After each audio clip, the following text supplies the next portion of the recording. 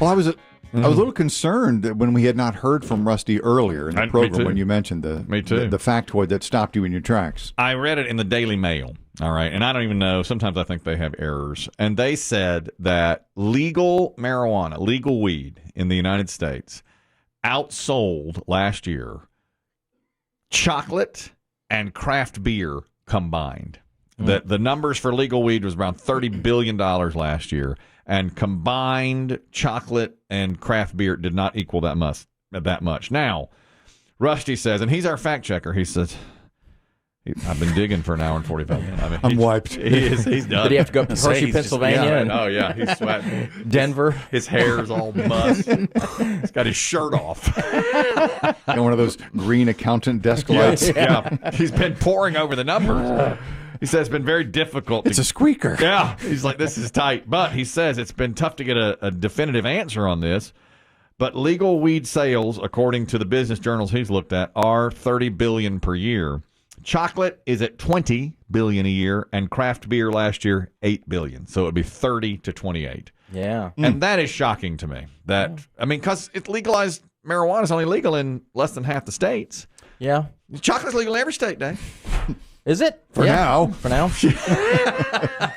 Those are populous states it's legal in, though. Well, true. California, New York. Colorado. Those are some of the bigger ones. Mm-hmm. I wonder how we mentioned this, I think, Kelly, when you brought up the story, what weed tourism. I mean, I wonder how many people specifically choose those states. There's some. I think it's from if you live in a non-weed state to go to a legal state. I think it's really just helpful. for that. Don't you think that the tourism of Denver is way You can't up? fly with it, but you can certainly drive with it. Yeah, I do. Across state lines. Mm-hmm. And do you think there are probably some states like I don't know if it's legal in, for instance, Wyoming, but I bet a lot of people would come across the border to Colorado to buy. Oh, hell yes. Don't you think? Absolutely. But it's illegal to possess it in those other states, right? If you get caught. If you get caught. But that's illegal everywhere to possess it. And there's plenty of it out there, even I mean, all the West Coast is legal, yeah? Oregon and Washington? Yeah, I think so. And California. Washington, maybe. I think so. Definitely Oregon. And they were second, I believe. Yeah, they're already trying to pass mushrooms. Are they really? Yeah, I think so. I'm a dog now. Yeah, and maybe acid. I'm not sure. Listen, there was an animal story in the news a moment ago. Bear, and there are two more. In western North Carolina, in Asheville, is near us, a bear. Have you seen this video on the guy's security camera? He was lounging, sleeping on his back deck. Yeah. And a black bear, was right beside him, and he turned over and was startled by it. The bear was startled. They both did the same double take. That's right. And that's what he said. The bear was as startled as I was. I turned my head, and at that point, the bear was right there by my side. So now I'm sitting there staring at the bear, and I didn't know what to do. I didn't want to startle the bear, being so close to it. We caught each other off guard. And no question. And the bear walked away, so he was okay. But he's like, this could have turned out a lot different. Did you think that the bear could eat you in that moment? I did, but I also know that the bears here in this neighborhood are very friendly. Were you relieved when he ran off? I was. He's met a lot of the bears in the neighborhood. He said they're very, very friendly. Were you relieved when he ran off? No, I wanted to talk. I want to talk to him. Invite him to pull up the lounge chair next to me, the lounger. That bear's on our HOA board. So I knew him. I met him in a couple of meetings. Mm-hmm. I've been to a few. Yeah, we had some craft beer. We had a floating dinner party. Some edibles. When I worked at the Biltmore House. Dave, that's not the worst thing that you can wake up next to. That's coming. All up. right. Coming up. Kevin, you're talking about weed tourism. Go ahead. Yeah, man. I just want to let you guys know that the second week of next month, me and a buddy are headed out to Denver, pretty much just for that reason. Hang on a second. Biggie get his number. I'm going to have Biggie get some information for you. Do you Venmo? This is a weird question. How big is your anus?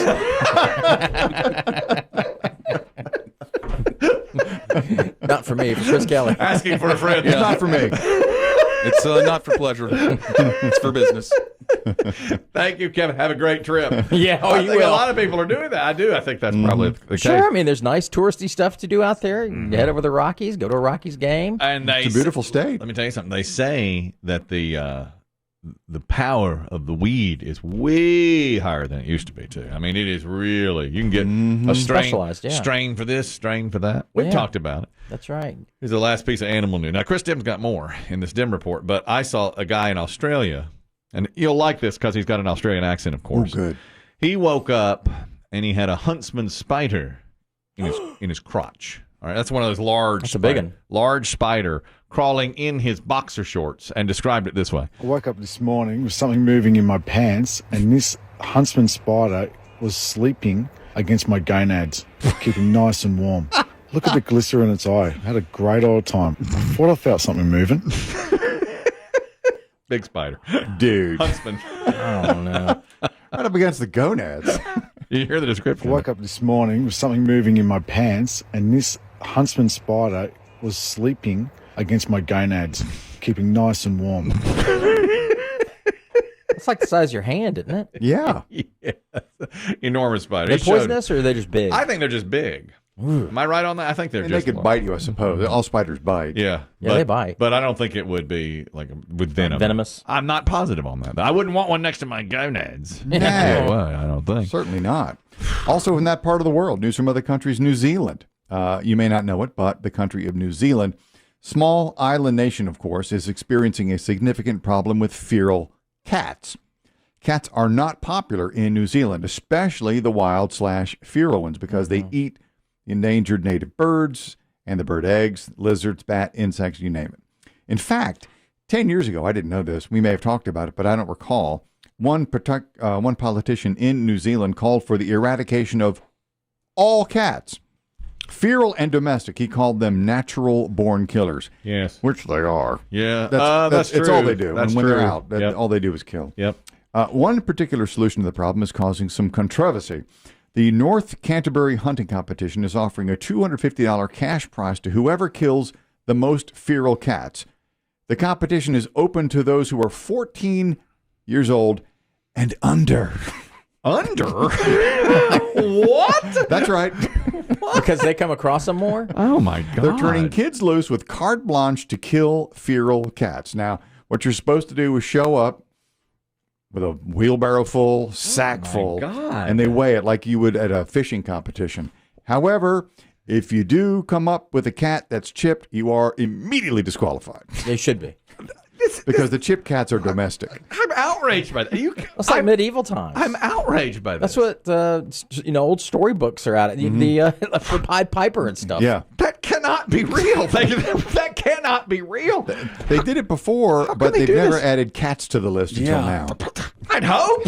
They're cats. They're cats. Are you all? I'm outraged. Me too. My daughter, I pray she didn't hear this. I pray she didn't hear. Once in a while, we'll see a cat like it, clearly out on the loose in a Walmart or something like that, and she wants to take them home. And she thinks I'm a terrible person for not doing it. I say, well, no. And then I'll always say the same thing. Well, I'm sure he's got. He's going home. He's going home, and she's like, no. She's old enough now to be like, no, he's not. Probably born on the No better streets. than that. Of course. Yeah, most of them probably are. Yeah. Oh,